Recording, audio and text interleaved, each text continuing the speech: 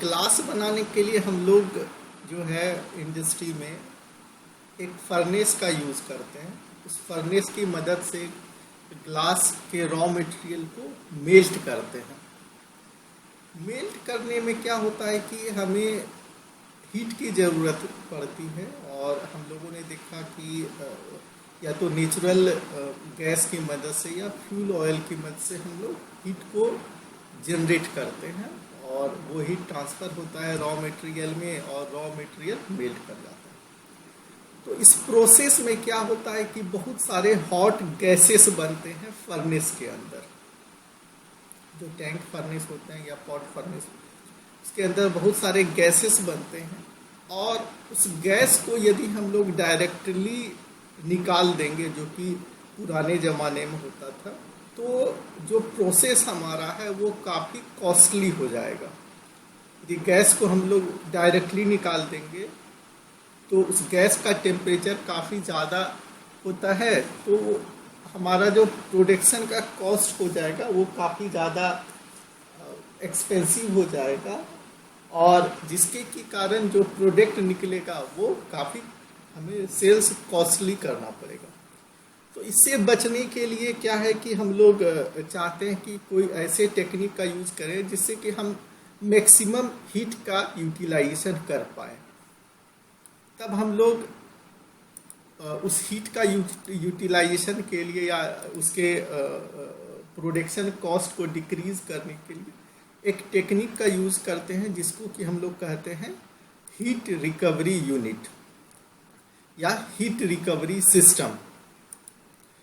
Heat recovery system में क्या होता है कि जो वेस्ट गैस होता है उससे हम लोग हीट को रिकवर करते हैं।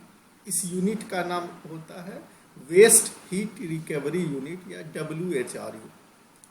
WHRU जो है वो एनर्जी रिकवरी सिस्टम होता है या हीट एक्सचेंजर होता है, जिसमें कि हीट का फ्लो होता है।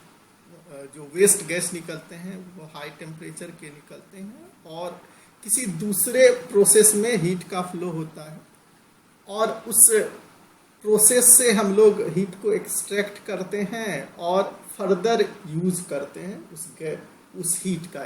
आइदर या उस हीट का यूज़ हम लोग गैस को हीट करने के लिए करते हैं, जिस गैस का यूज़ हम लोग बर्निंग प्रोसेस के लिए करते हैं। तो इस तरीके से जो हमारा इफ़िशियंसी होता है वो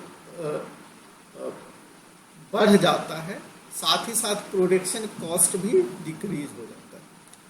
तो हमारे पास दो ऐसे ही हीट रिकवरी सिस्टम होते हैं जो कि ग्लास प्लांट में यूज़ किया जाता है। एक होता है रीजनरेटर और दूसरा होता है रिक्यूपरेटर। यहाँ पे देखिए थोड़ा टाइपिंग मिस्टेक्स है, यह है रीजनरेटर और यह है रिक्यूपरेटर।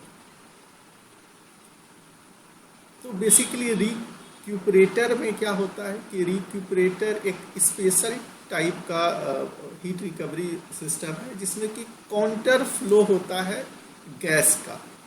एक पाइप के अंदर जो है हॉट गैसेस फ्लो करती हैं, टॉप टू बॉटम या बॉटम टू टॉप, और उसके जस्ट बाहर जो है कोल्ड गैसेस फ्लो करता है। तो क्या होता है कि हॉट एंड से जो है हीट फ्लो करता है कोल्ड एंड की ओर। इस तरीके से जो है जो कोल्ड एयर है वो प्री हीट हो जाते हैं। कोल्ड एयर प्री हीट हो जाने के कारण जो वेस्ट गैस निकला था वो हाई टेम्परेचर का निकला था, तो फाइनली जाके उसका टेम्परेचर डाउन होता है, और टेम्परेचर डाउन होने के बाद उसको हम लोग चिमनी की मदद से उसको बाहर निकालते हैं। लेकिन बाहर निकालने के पहले उसमें क्योंकि बहुत सारे डस्ट रहते हैं, जब टैंक फर्नेस के अंदर बर्निंग होती है तो उसमें बहुत सारे रॉ मटेरियल का कंटामिनेशन हो जाता है। तो उसको जो है पॉल्यूशन कंट्रोल इक्विपमेंट की मदद से पहले उससे डस्ट को एक्सट्रैक्ट करते हैं, डस्ट को बाहर निकालते हैं। उसके बाद ही जो वेस्ट गैस है उसको हम लोग चिमनी से बाहर निकालते हैं।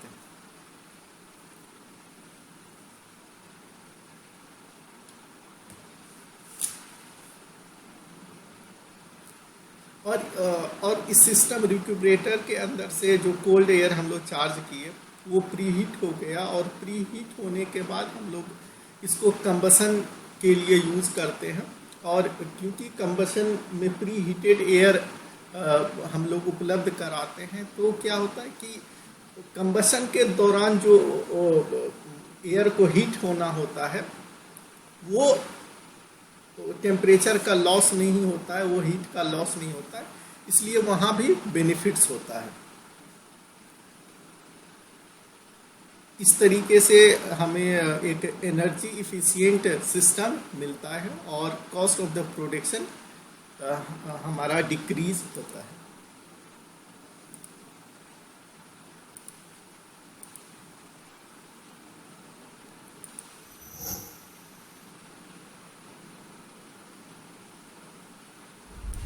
एक देखिए रिक्यूपरेटर का एग्जांपल, ये किसी और फर्नेस में होता है, लेकिन सेम टाइप का जो है ये ग्लास टैंक फर्नेस के लिए यूज किया जाता है। ये हम आपको दिखा रहे हैं रीहीटिंग फर्नेस में यूज होने वाला रिक्यूपरेटर, लेकिन सेम टाइप का हम लोग ग्लास टैंक फर्नेस में यूज करते हैं।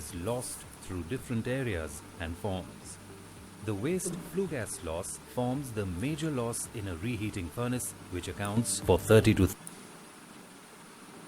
35% of the total heat input. Exhaust flue gas from the furnace at a temperature of 500 to 700 degrees Celsius has a potential to be reused in the furnace. Traditionally, flue gases from the reheating furnace were let out into the atmosphere through the chimney. Thus, significant heat of the flue gas was wasted. As an alternative to the conventional practice, a recuperator, that is, a heat exchanger, is installed in the flue duct and used to recover the waste heat from the flue gases. In a recuperator, heat exchange takes place between the flue gases and the inlet combustion air through metallic or ceramic walls. Ducts or tubes carry the combustion air to be preheated. The other side consists of the waste heat stream. The system works based on the principle of physics, which says energy moves from a hot body to a cold one. Thus, in the process, inlet combustion air from the atmosphere is preheated using waste gas. The preheated combustion air is fed directly into the burner. The result is saving in terms of fuels, increase in flame temperature, and improvement in furnace efficiency. The recuperator efficiency depends on two important parameters: surface area and time available for heat exchange, and recuperator material. The impact of recuperators are that waste heat recovery up to 80% of the exhaust flue gas temperature is possible, saves fuel, reduces pollution, reduces equipment size, reduces auxiliary energy consumption. A variety of recuperator designs are available for use in rolling mills. The simplest configuration used for pulverized coal-fired furnaces is the metallic radiation recuperator, which consists of two concentric lengths of metal tubing. The inner tube carries the flue gas and the outer tube carries the combustion air to be preheated. This type of recuperator has low efficiency. To improve the effectiveness of heat transfer, a combination of radiative and convective designs are used, with high-temperature radiation recuperator being followed by convective design. This type of recuperator is also used in pulverized coal-fired furnaces and can recover up to 50% of waste heat. The third and most efficient type of recuperator is the cross-flow type metallic U-tube recuperator, which can be used to recover up to 80% of waste heat. This type of recuperator is suitable for oil and gas fired furnace and can also be used in pulverized coal-fired furnace with certain design modifications.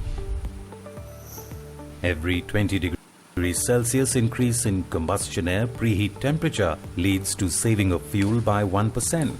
Investment in a recuperator varies with its effectiveness. A high-efficient recuperator for a 10 TPH furnace would cost around 10 lakhs. This will lead to a saving in specific fuel consumption by 15%. Annually, a 10 TPH plant will save around 40 lakh rupees. Thus, the investment can be recovered in less than 3 months. Typically, recuperators give payback within 1500 hours of operation. The cost of a recuperator will vary depending on the material used, the